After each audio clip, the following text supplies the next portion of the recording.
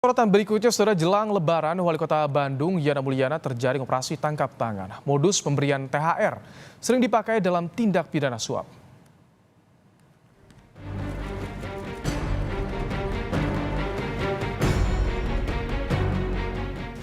Wali Kota Bandung, Yana Mulyana ditangkap KPK jelang Lebaran. Yana Mulyana ditangkap karena menerima suap terkait dengan proyek pengadaan CCTV dan jasa internet. Dari operasi tangkap tangan yang dilakukan, KPK menyita sejumlah uang pecahan dolar Amerika Serikat, bat Thailand, hingga sepatu Louis Vuitton senilai 924,6 juta rupiah. Selain barang bukti yang disita KPK, Wali Kota Bandung, Yana Mulyana, juga dijanjikan uang THR. Dari kasus Wali Kota Bandung, Wakil Ketua KPK kembali mengingatkan pejabat untuk tidak menerima gratifikasi dan suap, terlebih di momen Hari Raya yang kerap menggunakan modus THR.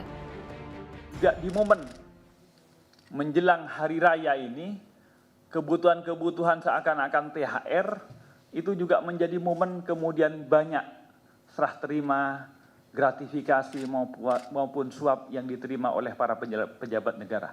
Oleh karena itu, sekali lagi KPK juga mengingatkan, mari kita rayakan Hari Raya, mari silahkan juga berbagi, tetapi dengan tidak menggunakan korupsi.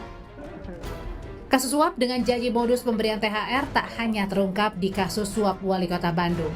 Dalam OTT sebelumnya, tunjangan Hari Raya juga menjadi modus tindak korupsi yang juga menjerat Dirjen Perkeretaapian Harno Trimadi. Harno yang juga terjerat OTT KPK beberapa hari lalu diduga menerima suap 1,2 miliar rupiah yang digunakan untuk THR. Uang ini didapat dari proyek perbaikan perlintasan sebidang Jawa Sumatera. Tim Liputan Kompas TV. Jelang Lebaran, modus pemberian THR sering dipakai dalam tindak pidana suap. Lalu mengapa praktek suap ini tinggi di saat momen Lebaran? Kita akan tanyakan kepada Wakil Ketua KPK periode 2015 hingga 2019, Laudem Syarif. Selamat petang, Pak Laude. Selamat petang, Mas. Selamat petang. Baik, Pak Laude, sepanjang ketika Anda di KPK, seperti apa sih modus suap di momen Hari Raya nih, THR, Pak Laude? Ya, sayangnya ya, sayang sekali itu memang banyak. Jadi ketika saya 4 tahun di sana pun, pada saat-saat menjelang hari Lebaran itu banyak terjadi OTT.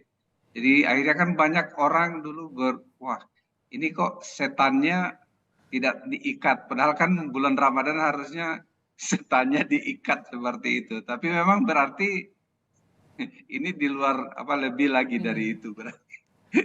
Itu yang ditemukan seperti apa biasanya? Ada penawaran dari yang tengah mengurus proyeknya atau memang si pejabatnya sendiri yang mencari-mencari, Pak Laude? Macam-macam. Jadi biasanya itu satu ya pemilik proyek atau yang mendapatkan proyek itu ya dia pakai momen ini untuk memberikan semacam gratifikasi atau suap. Yang kedua, para pejabat pun itu dulu lazim loh. Misalnya bahkan kadang mereka bersurat kepada perusahaan-perusahaan tertentu untuk tunjangan hari raya. Seperti itu. Itu betul-betul kayak mentalnya kayak seperti pengemis begitu. Kalau sekarang kan digital semakin berkembang pesat, artinya lebih mudah. Ketika ada surat berkop dari pemerintahan minta THR, bisa dengan mudahnya di blow up ya. Ya. Sepertinya tidak ada efek jerah, Pak Laude.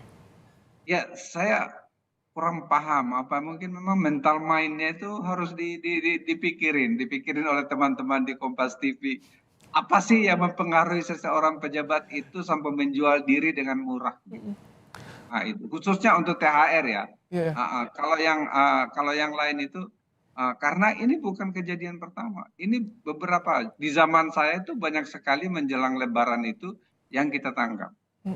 Modusnya ada sebagai THR atau memang ada uang ucapan terima kasih atau uang untuk macam-macam lah namanya.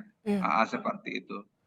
Jadi kalau KPK sendiri untuk pencegahan seperti apa biasanya ketika momen Lebaran ini jelang Hari Raya, Pak Laude? Biasanya banyak termasuk yang sekarang. Satu itu menjelang mobil Lebaran, menjelang Lebaran itu biasanya KPK memberikan himbauan agar tidak memakai kendaraan dinas untuk pulang kampung, itu salah satu. Yang kedua, tidak memberikan hadiah lebaran yang berlebihan, khususnya kepada atasan. Itu. Terus ada lagi yang berhubungan dengan pencegahan yang selalu sudah dinyatakan bahwa kalau untuk pengadaan barang dan jasa selalu kita menggunakan e-planning, e-budgeting, dan kalau bisa cataloging Nah, seperti di Bandung e-katalog tapi ternyata bobol juga nih kali kasus korupsi. banyak. Itu biasanya THR-nya untuk memuluskan atau sebelum gol atau gimana sebagai imbalan setelah gol biasanya? Ya, dua-duanya. Satu sebelum untuk memuluskan. Satu kalau sudah, dia kan sudah berjanji, memberikan janji. Ini nih saya sudah menangin. Ya, itu dia balas jasanya. Dia memberikan seperti itu. Jadi itu macam-macam modusnya.